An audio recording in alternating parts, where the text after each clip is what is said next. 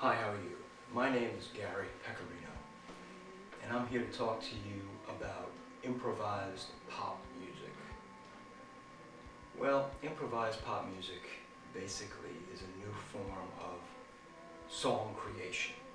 And the way it works is the instrumentalists make up some kind of melody line and chord structure and rhythm as a singer sings improvised lyrics and a melody line. Occasionally there are background vocals as well, all done simultaneously, no pre-planning, no multi-tracking. It all happens, it's all improvisation. How did this form of pop music develop? Well, we have to go back to 1976. 4 people got together, myself, Ken Canali, Paul Dimas, and Brian Setzer.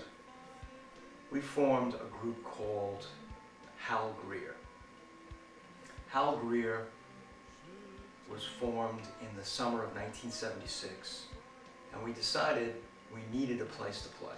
So the week of July 4th, we took a couple of songs that Ken and Brian had written and would later be used for the Bloodless Pharaohs. And we went around our hometown of Massapequa to look for a place to play. We found a place to play in Massapequa Park, a place called the Wooden Nickel, a bar on Park Avenue in Massapequa Park. We went up to the bar, my 1969 Chevy Nomad station wagon, loaded with equipment, and we asked the bartender if we could set up and play. He said yes. So we brought our equipment in. So we did some of the songs that Brian and Ken had written, and then we improvised off of that. Unfortunately, there's no recording from that performance. There are recordings, however, from other performances the same week.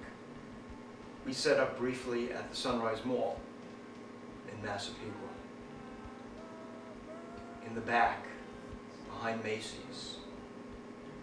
At that time, the light poles had electrical outlets on the bottom of them. So we plugged our amps into the light poles, and Brian was on guitar, Paul on guitar, Ken on the vocals, and myself on keyboards. Mall security chased us away pretty quick. We also played that week at the Massapequa train station. Now at that time, 1976, the Long Island Railroad at many of its stations still used screw-in incandescent light bulbs.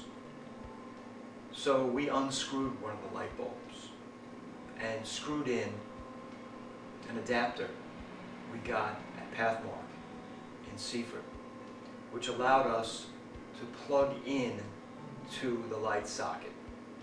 So we used that electricity for the amp. Again, Brian and Paul played the guitars, Ken on vocals. This time I played the bongos. That session was recorded, as was the mall session. But the really important thing that happened that week was the last thing that we did.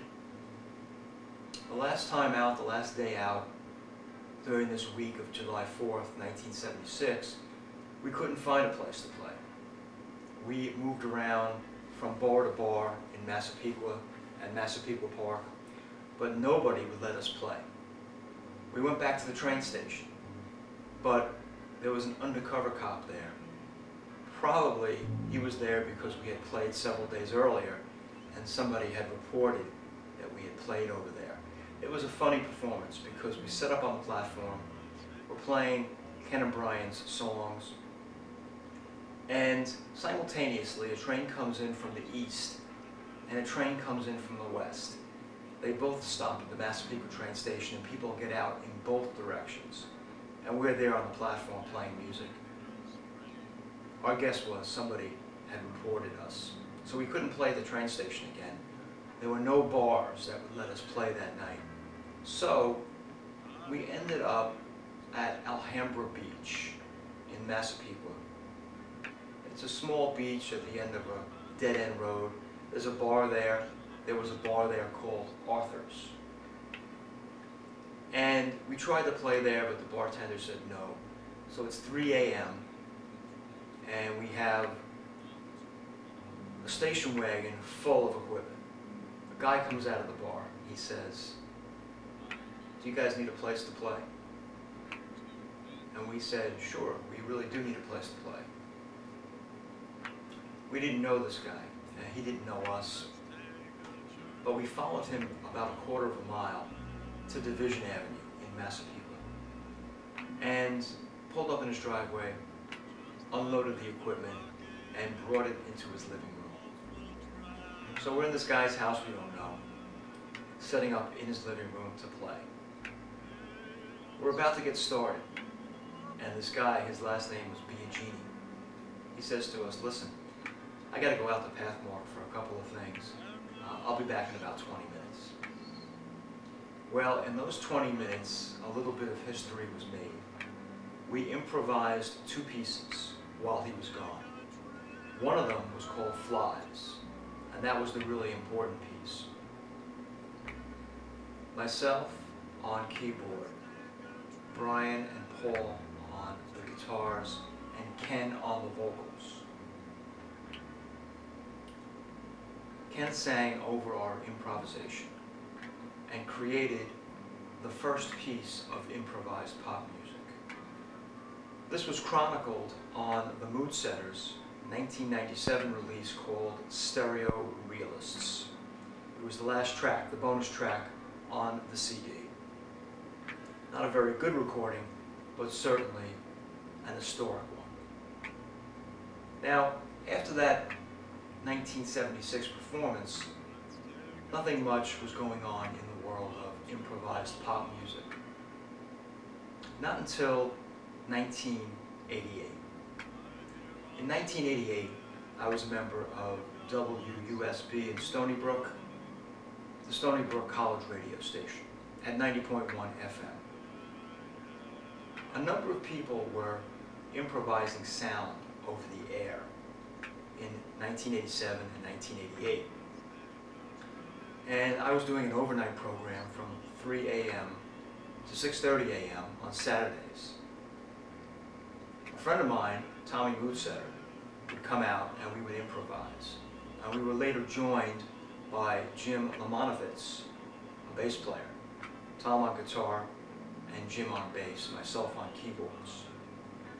And we would improvise from 3 a.m. to 6 a.m. The important change happened in 1988, spring of 1988.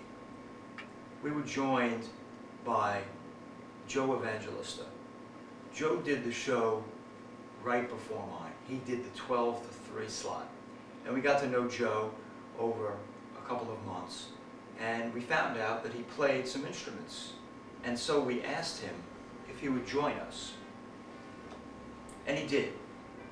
Not only did he play some instruments, but he also sang. So what happened was Jim, myself, and Tom would improvise some music. And at certain points, Joe would start to sing improvised lyrics. This was the second example of improvised pop music. Another example came in the fall of 1988. We hooked up with Ron Rangoon. My radio show had moved to Sunday afternoons, and Ron Rangoon was doing the jazz program on 90.1. And we got to know Ron, and eventually what happened was we encouraged him to come on and play with us in this improvised forum, which he did. Again, what happened was we improvised music while Ron improvised some vocals and some lyrics on the spot. And we had our third example of improvised pop music.